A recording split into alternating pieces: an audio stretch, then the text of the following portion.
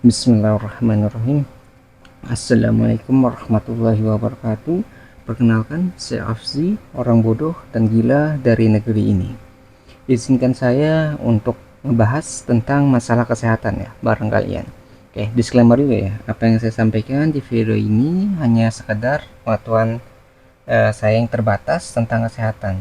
Jadi kalian harus cari informasi lagi ya, yang lebih banyak tentang masalah yang ingin saya bahas. Oke, kita masuk ke materi yang ingin saya sampaikan, yaitu berjudul "Cukupkah konsumsi makanan kalian?" Nah, kalian kan makan tuh setiap hari gitu. Kan emang normal ya manusia tuh makan ya untuk memenuhi kebutuhan hidupnya gitu. Ya kalau nggak makan ya matilah, kita kan hidup kan ya minimal bisa apa ya, makan gitu lah, memenuhi kebutuhan hidup kita gitu. Tapi apakah hanya makan saja itu cukup gitu? Makan tuh hanya makan itu cukup gitu? Apakah kita kelebihan makan gitu, atau malah kekurangan gitu, kekurangan makan gitu? Pertanyaannya adalah gimana cara kita tahu kita tuh makannya tuh kebanyakan, kekurangan, atau sudah pas, atau sudah sesuai gitu. Nah, kita bahas tuh satu persatu. Jadi kita bahas dulu tuh arti kata cukup tuh apa gitu. Cukup kan artinya kan berarti nggak lebih sama nggak kurang gitu. Kalau kita tahu nama lainnya tuh pas ya, pas gitu, lebih nggak kurang ya, sesuai lah. Jadi menurut saya nih ya, saya pendapat saya itu bahwa minimal tuh ada dua kata gitu, kata cukup ya, pada makanan yang kita konsumsi. Jadi ada namanya cukup secara nutrisi dan cukup secara jumlah atau porsi. Itu dua kata cukup itu ya, cukup secara gizinya itu nutrisi ya, dan cukup secara porsinya atau jumlahnya. Kita masuk, kita bahas dulu ya dari apa, nutrisi ya, nutrisi dulu lah. Jadi nutrisi yang saya maksud di sini adalah senyawa kimia tertentu yang kita butuhkan untuk menopang kehidupan kita. Jadi nutrisi yang bisa menopang kehidupan kita ya. Nah, nutrisinya itu dikelompokkan menjadi dua bagian. Ada nutrisi makro dan nutrisi mikro. Kalau makro itu berarti dibutuhkan dalam jumlah yang besar, sedangkan mikro itu kebalikannya, dibutuhkan dalam jumlah yang kecil. Nah, kita contohin aja dari yang makro dulu ya. Itu tuh ada karbohidrat, protein, dan lemak. Nah, setiap setiap pembagian tuh ada pembahasannya masing-masing sebenarnya. Misalnya nih, karbohidrat itu sumbernya apa aja gitu, dari mana aja kita bisa dapat. Terus ada efek samping nggak dari setiap sumbernya gitu. Kan banyak tuh ya sumbernya, apakah dari hewani atau dari nabati, dari tumbuhan. Dan dari masing-masing itu tuh ada efek sampingnya nggak kalau kita konsumsi gitu. Lalu kalau protein nih misalnya, nah kalau protein itu kan tersusun ya dari asam amino. Jadi protein itu rantai panjang, suatu rangkaian panjang, dan dia tuh disusun oleh bagian yang lebih kecil. Yang paling kecil tuh kita sebut sebagai asam amino ya. Jadi asam amino tuh juga dibagi dua tuh, ada klasifikasinya pembagiannya. Jadi ada asam amino yang esensial dan non esensial. Jadi kalau mungkin baru dengar ya apa itu esensial sama non esensial. Jadi sedikit menjelaskan bahwa pokoknya tuh esensial lah, itu yang tidak bisa gitu, yang tidak bisa diproduksi oleh tubuh manusia. Jadi harus diperoleh gitu dari makanan yang kita konsumsi gitu. Jadi sumbernya itu harus dari luar karena tubuh kita tuh tidak mampu untuk ngebuat gitu, membuat ya, pabriknya harus ada di luar kita gitu, kita nggak mampu untuk produksi. Kalau non esensial berarti kita, tubuh kita tuh mampu untuk memproduksi asam amino tersebut gitu. Nah, lalu untuk apa lemak ya, lemak itu juga sama sih. Jadi kedua dibagi ke dua bagian juga, ada yang esensial dan non esensial. Sama ya pengertiannya. Kalau esensial berarti harus didapat dari makanan yang kita konsumsi dari luar, sedangkan non esensial kita bisa produksi. Lemak itu bisa diproduksi dari tubuh kita sendiri. Kalau kalian masih kurang mengerti ya, biasanya kalau yang esensial itu dia rantai atau panjang asam lemaknya, pokoknya lemaknya itu dia tuh biasanya rantainya panjang, bukan rantai pendek. Jadi kayak mungkin kalian pernah dengar tuh DHA, EPA, itu tuh rantai panjang semua gitu.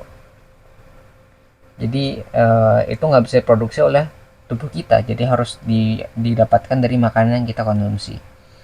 Jadi kalau untuk penjelasan lengkapnya sih ya panjang banget sih sebenarnya. Jadi harus dibuat di video terpisah lah. Kalau di sini jelasinnya terlalu panjang. Hanya di sini hanya menjelaskan dasar-dasarnya aja lah, secara umumnya gitu.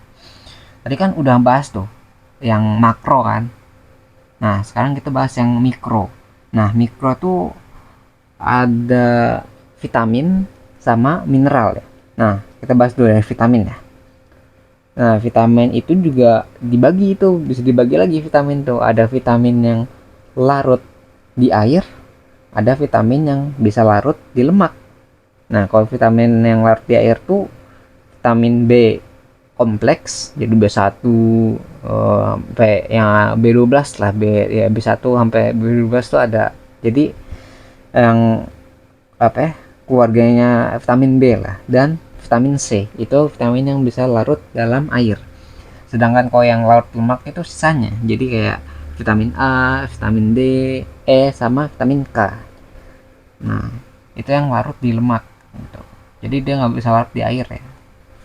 Lalu itu singkatnya lah ngebahas tentang vitamin. Lalu ada mineral. Jadi mineral itu adalah senyawa anorganik gitu yang diperlukan oleh tubuh manusia. Misalnya ya contohnya kalsium. Ya kalsium tuh kalian tahu lah, di tulang, di gigi itu ada kan kalsium yang keras gitu lah, kalsium.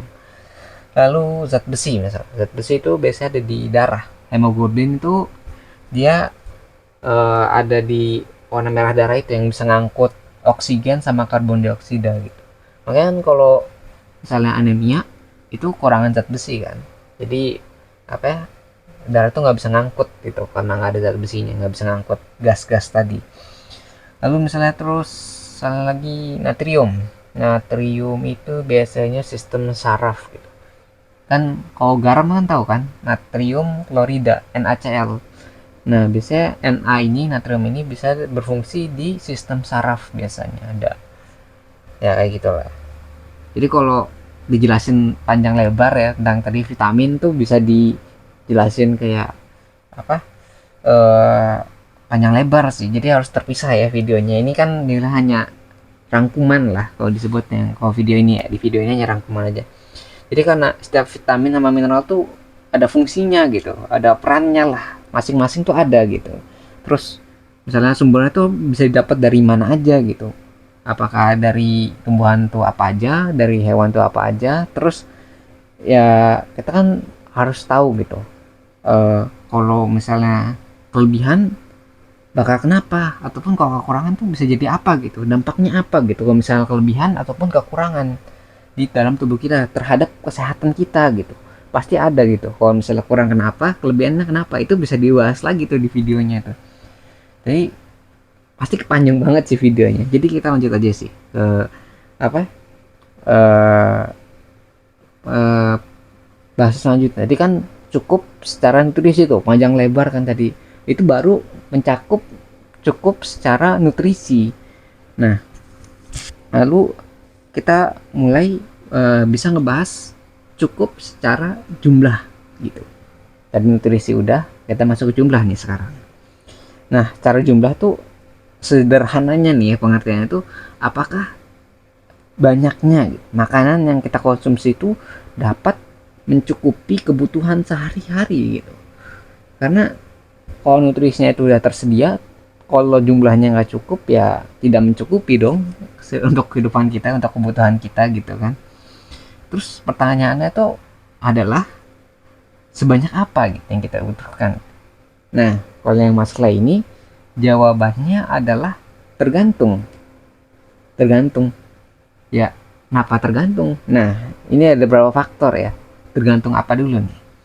Nah, jadi kita bisa dibagi nih umumnya ya. Umumnya kita bisa lihat dari segi dulu, berapa berbagai segi, misalnya segi umur ataupun usia ya. Usia kita berapa misalnya umurnya atau usianya.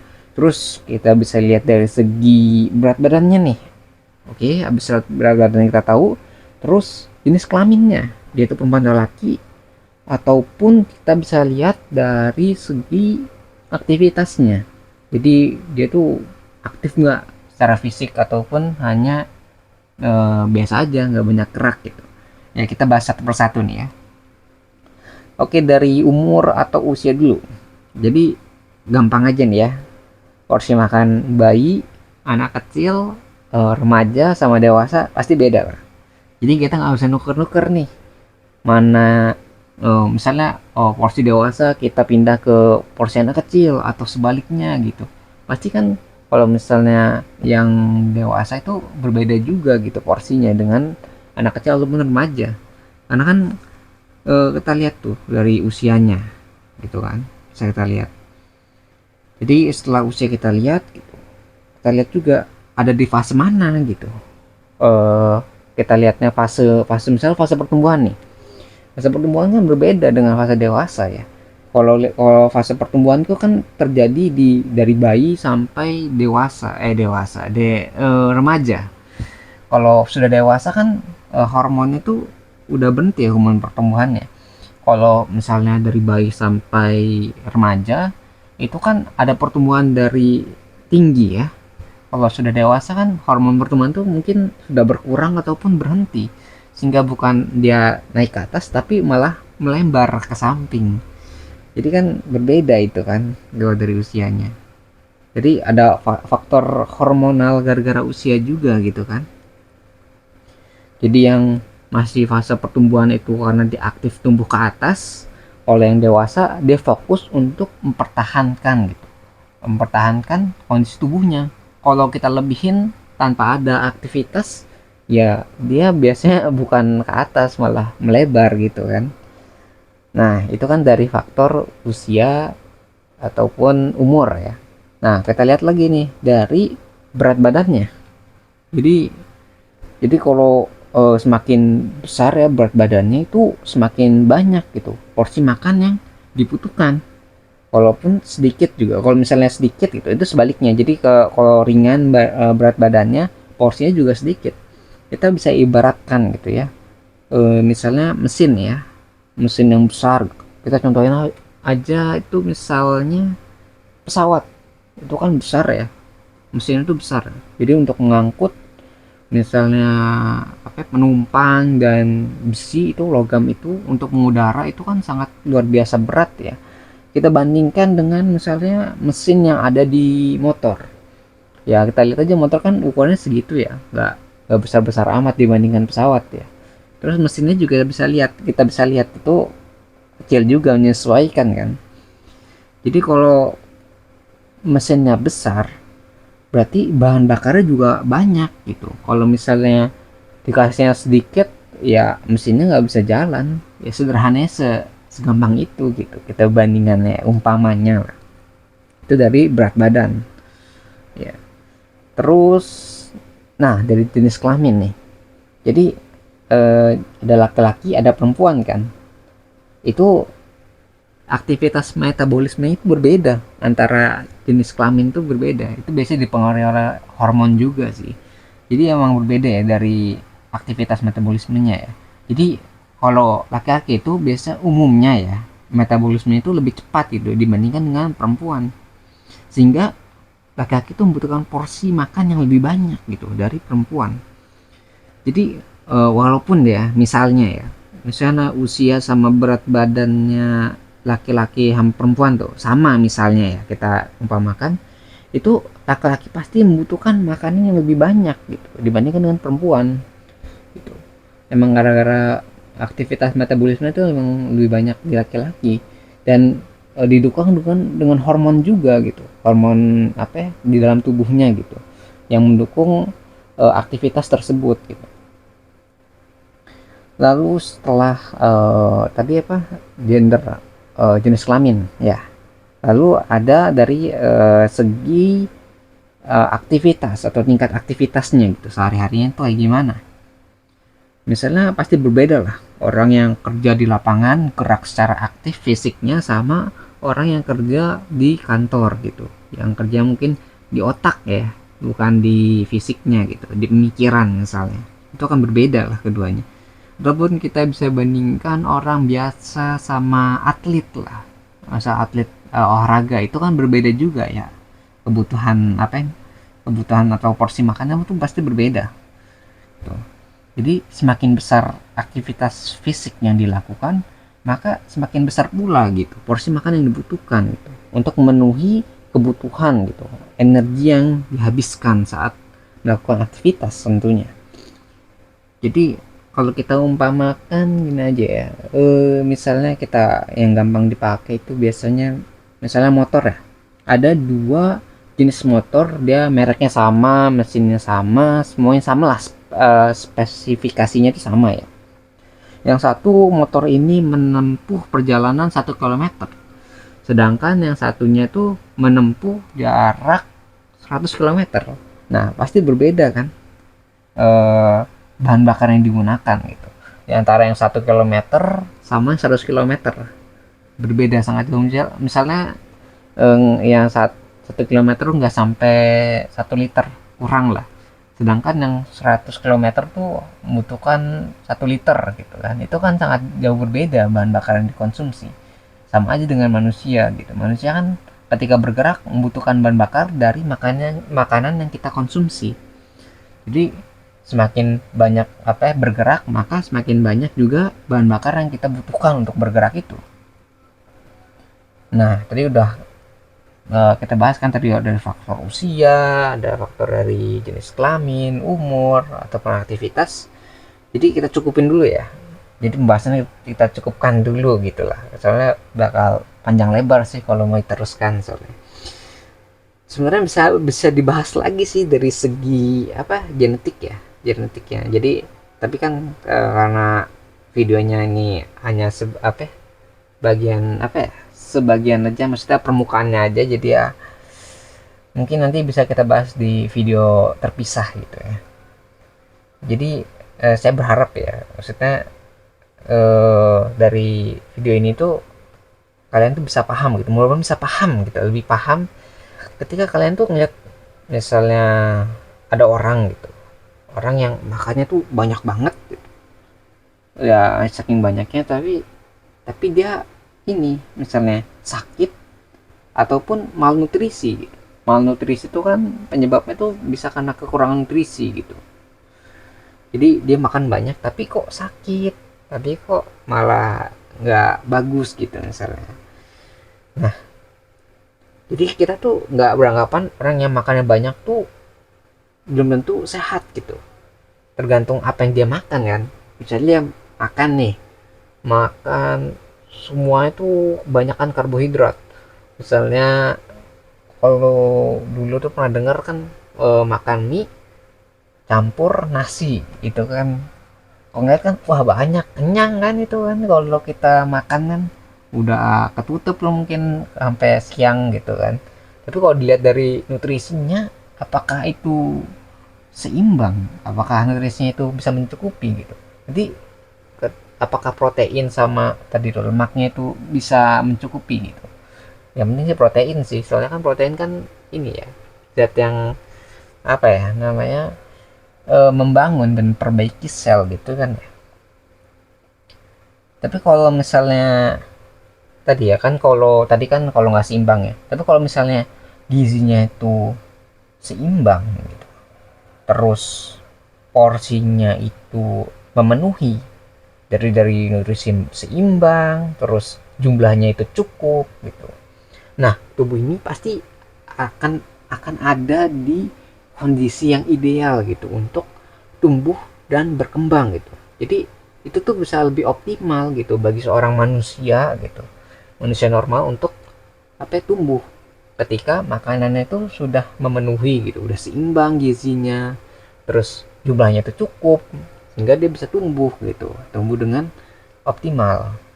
Nah, dari yang saya bahas sebelumnya itu salah satu faktor doang ya. Jadi kayak banyak faktor-faktor lain sih yang bisa nyebabin misalnya sakit ataupun dia tuh nggak namanya nggak mencukupi misalnya dari kesehatannya, buat dia sakit tuh pasti ada banyak faktor gitu.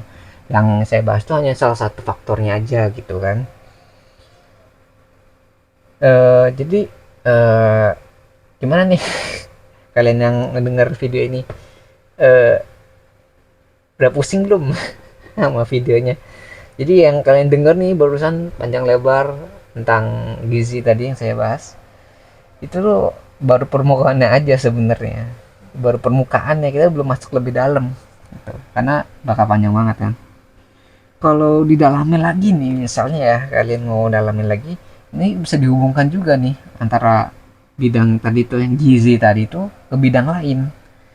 Kayak misalnya dampak gizi ke pertumbuhan sama perkembangan, terus dampak gizi ke psikologi manusia, ke mental health gitu, ke mentalnya kayak gimana, terus dampak gizi ke genetiknya tuh gimana gitu, bisa mengaruhi sampai genetik. Wah, bahayanya kalau misalnya kita nggak tahu tuh sampai sedalam itu gitu, saking berhubungannya gitu, dan lain-lain dan lain-lain. Dan itu masih banyak lagi bisa dibahas. Jadi kita ya harus tahu gitu antar hubungannya kayak gimana, tapi nantilah kita di video yang lain aja gitu. Oke, mungkin sekian dulu ya bahasan kesehatan yang bisa saya sampaikan gitu. Jadi sebelum saya akhiri, saya ingin menyampaikan bahwa jika ditemukan adanya kebenaran di video ini, maka itu semua bersumber dari Tuhan yang Maha Kuasa. Dan jika kalian temukan banyaknya kesalahan dan kekurangan di video ini, maka itu semua berasal dari diri saya sendiri. Jadi di channelnya juga kita mau punya moto nih ya, jangan didengar, jangan dipercaya, terus ragukan segala pilihan, dan selalu buktikan bahwa mendapat saya salah, lalu jelaskan gitu di mana letak kesalahannya. Saya menunggu jawaban Anda gitu. Wahai orang-orang pintar dan waras di luar sana, karena orang yang bodoh dan gila ini sangat membutuhkan bantuan kalian. Terima kasih bagi kalian yang udah menyimak videonya. Semoga bisa bermanfaat ya. Gitu. Saya akhiri dengan kalimat wassalamualaikum warahmatullahi wabarakatuh. Saya Afzi, pamit undur diri. Kita ketemu lagi di pembahasan selanjutnya. Insya Allah.